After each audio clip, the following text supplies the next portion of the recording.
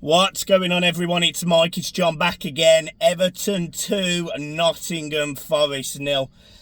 And I'm going to let John start. John's told me he wants to start. I don't really know what he's going to say, so over to you, John. Before we start talking about the game, I think the derogatory comments that come from Nottingham Forest fans from the first whistle to the last whistle, when you've got a man injured, obviously he was really injured, head injury, stretchers were brought on, singing that song that so many fan bases sing to Everton fans about 2 minutes in, feed the Scousers, 2 minutes in. It was all game, and I'm going to say it now, and I know you've got a lot of allegiances with Not Forest TV. It's the horriblest, most bitter, horrible fan base that I've seen at Goodison Park for a long time. And I know, like, we have things to do with Not Forest TV, and you've been on the channel with them for the match preview. I just thought today the majority of Not Forest fans showed up, the minority of the Not Forest fans today. Yeah. I thought it was out of order. I thought you were a shocking team. I thought you were poor. You didn't lay a glove on us. Yeah, you had the majority of the ball. Granted, you didn't do nothing with it. I think Pickford made one save just before half-time, two saves. I thought it was horrible. You're a horrible fan base. And I'm going to say it, and I know Michael will probably have a go at me after we finish the video. You're not very good. Don't come to Goodison Park and from the first whistle to the last whistle, or 2 minutes in, as Michael pointed out, sing about go and get a job and all that, and then you sing when a player's injured with a massive head injury. It was obvious. The paramedics were called on. He was put on a spinal board in a was spinal board. He walked off on that board with an oxygen tank, and you could see the tube going to him, and you're still singing derogatory songs. You're a horrible, horrible fan base. I'm sorry, they are. Right, so I will chip in. It's difficult for me for a few reasons, but obviously I don't agree with that song. It doesn't matter what fan base sing it. I don't agree with any of it. Some of the comments, and you hear, it kicked off. It kicked off in the stand. I mean, the police had to... The stewards were the stewards come over. It kicked off in the stand.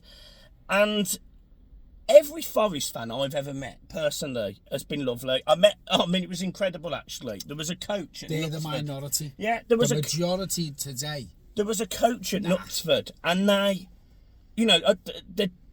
told me that they'd been watching the video that we'd done with Forest Fan TV, and they said that, it come across well and I was funny, and, there was no bitterness. It was really disappointing. And even walking out of Goodison, it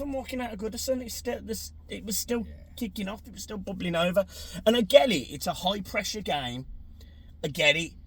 But I don't agree with certain songs. I don't agree with saying things about players. I mean, literally, it was within 5 seconds that the paramedics ran onto that pitch. They saw how serious it was. Dwight waved on. Dwight McNeil on his head, his hands. I mean, it looked to me like a broken neck, and you're looking at it from 40 yards away where we are. We're front row of the paddock sort of thing.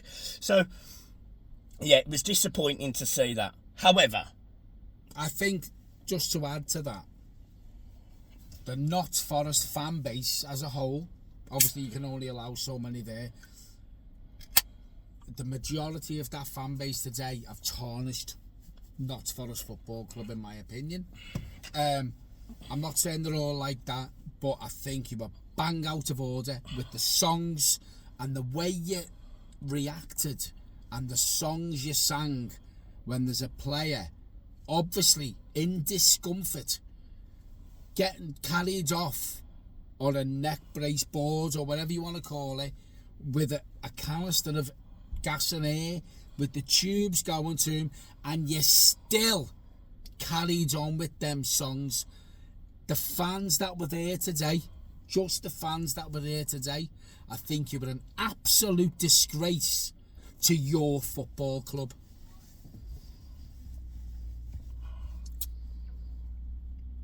Yeah, I do. Talk about the game? Yeah, talk about the game.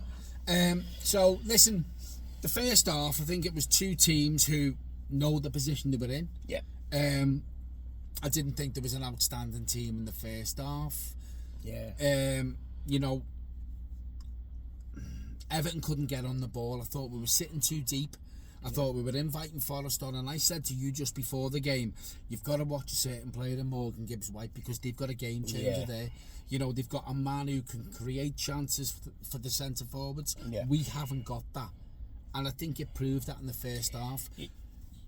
No, I agree, John, and I think, you know, very early on, Forest had that chance. I think it was 3 minutes, ball comes out, it's good. So we could see what they were capable of. Exactly, they get the shot off, it takes deflection, Pickford makes a decent save. A save he should be making, but he makes a decent save, and that's a sight of Everton also in the first half. When they did build up a bit of steam, and actually... It looked like something could happen. It did look like something could happen, but it was disappointing, some of the balls from corners, crosses. This is a Forest team that, you know, as Wolfie was saying, they can't defend set pieces. They really struggle. Every time Everton got advantage of that. we didn't take advantage of that. Our first balls from Andre Gomez, for example, didn't beat the first man. No. And you know, if it beats the first or the second man, you create chances because it puts them under pressure. We know we were good at, you know, we know... We had one of the top records for set-piece goals. That's what I mean. And I did sit there and I was a little bit... Yeah, I was a little bit disappointed at that. But then, obviously, we score the goal. You know, Garner picks it up after a sort of ricochet, little 1-2, and he puts it in the bottom corner, makes it 1-0. And I certainly felt more relieved then, because at that point I thought... Well, I don't think it was just you who felt relieved. It felt like a weight had been lifted off the fans' shoulders, because we all know today was a massive, massive game. Yeah.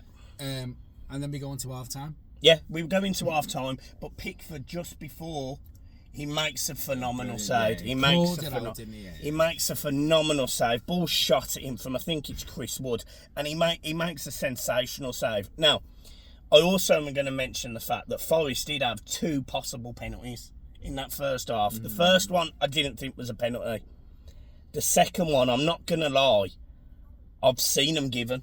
given. We're shouting for it. Yeah, we would definitely shout for it. And you know, Ashley Young's arm is sort of out, and it's almost like, I'm not saying he deliberately did it, but it's almost like his wrist flicks. And it's that makes me think, oh.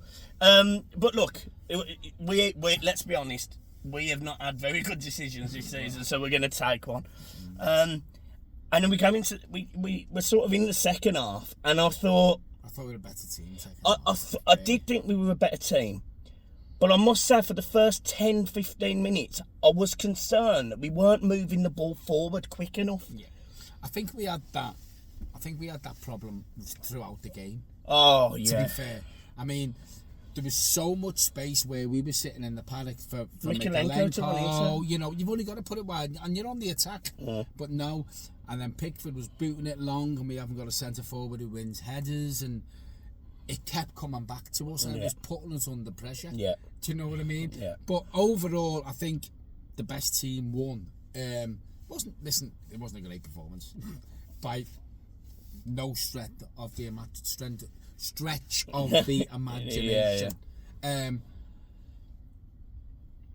There were certain players we want to talk about, in my opinion. I thought Dominic Calvert-Lewin could have done more. I think what you find with Dominic Calvert-Lewin is, because Everton play the way they play, we've got that option on the right or the left when the full-backs push up, and there's so much grass in front of them, he still goes long.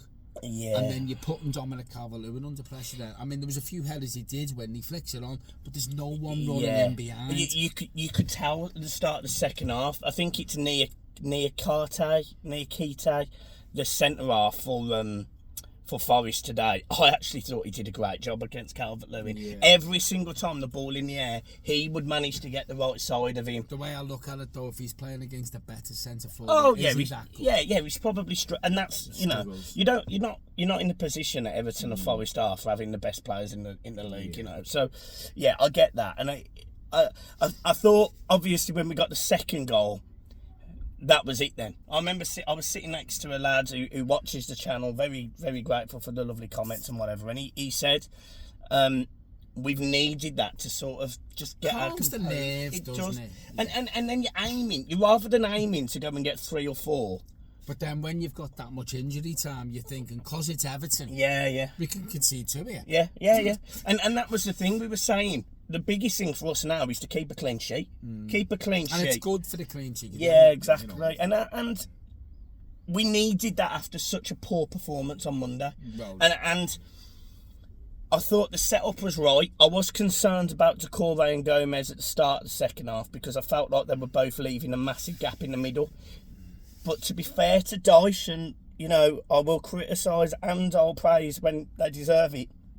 He did make the change. He took off Gomez, brought on Garner, and Garner then sat with the other Garner, and we looked a little bit more solid in the middle of the park again. I think when you've got, and we've said this in the past, when you've got a Idrissa Gana guy and Doucouré on the pitch and Nana throwing into there as well, it doesn't really work. And we've seen that in the first There's half. the gaps. Yeah, because we leave them gaps and then the opposition can play between us.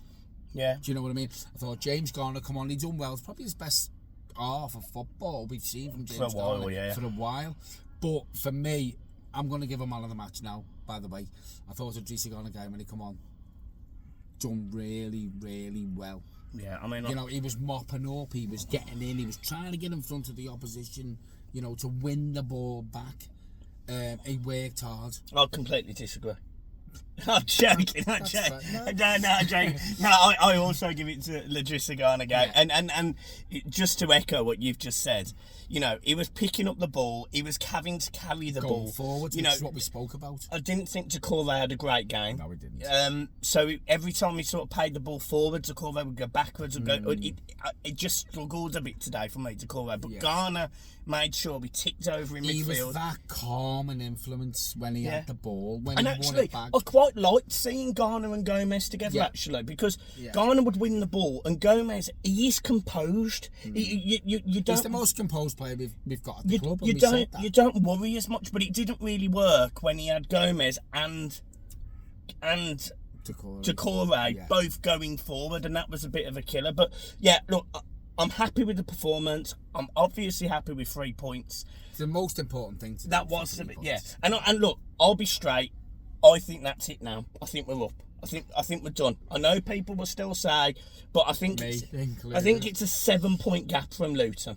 And the only thing that Everton are going to ever potentially get back is potentially a point or 2 from the second appeal. So, in my opinion, we are safe. Now, the goal difference also helps us because we've got a better goal difference than Luton. Another clean sheet helps. And another clean sheet. So, look, I am positive. I am happy. We go into Wednesday night against a team that I don't quite know where Liverpool are mentally, even physically. I think this performance, I think the result today, we go into this game, obviously we're doing this video before Liverpool have played Fulham. Basically they've lost everything within a week. They won the Carabao Cup in Klopp's last season, It's going to be interesting on Wednesday because of us coming back going forward on the back of 3 points. Yeah. Just one more thing before I know we've got to go because we're in the car park. Thought the referee was shocking today. Anthony Taylor made it all about him. Anthony Taylor again made it all about him. There was certain fouls and certain times in the game where he could have just let it go.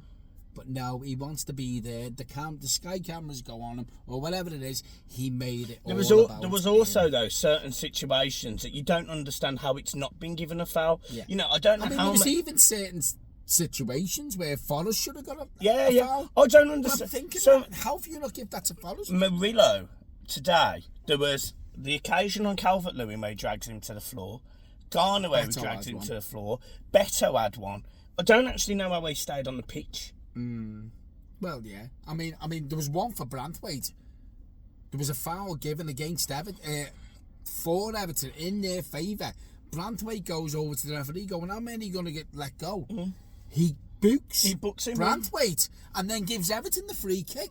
I mean, how? How can you give a team a free kick and then book that team's player? I know.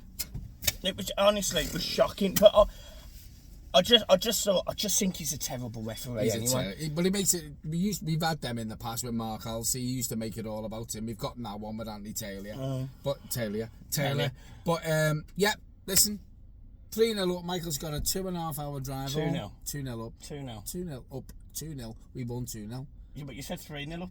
I said 2. No, you didn't. No. Watch it back. Put it in the comments. It doesn't matter. You know why? We won the 3 game. points. It's about time. It feels so nice for me. 2 wins in 16. 3,000 miles I've driven since I've seen a home win. So you don't understand. I mean, I know we've won games, but I haven't been to them games. I've been unlucky where we won today. I'm so happy. I'm back up for Wednesday's game against Liverpool. You are. Oh, come on, man. Up the toughies. Guys, make sure you hit the like and subscribe button. Thank you ever so much for your support. To the Forest fans I met today, thank you for the lovely comments about the video that we did on Forest Fan TV. And also thank you for the new subscribers, because you're going to have loads of Forest fans going for you, mate. I couldn't give a shit. I know you can't. So thank you ever so much for the support as always. I'm not wrong with what I said. No, you're not. We've got to move on. We've got to keep smiling. And let's see if we can get 3 points on Wednesday. And we're looking down on the Forest. We're looking down on Forest, Luton, Sheffield. And we've still got Luton, Sheffield United to play. Oh, I we think- could be in Europe, John. Oh, get your passports out, fans. Cheers, folks.